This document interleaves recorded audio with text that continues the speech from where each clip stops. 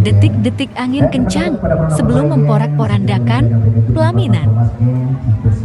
Angin kencang dari sawah langsung menghantam pelaminan. Padahal masih pagi egois dan acara pun belum mulai. Alat 2 fotografer dan video harus kita pinggirkan dulu.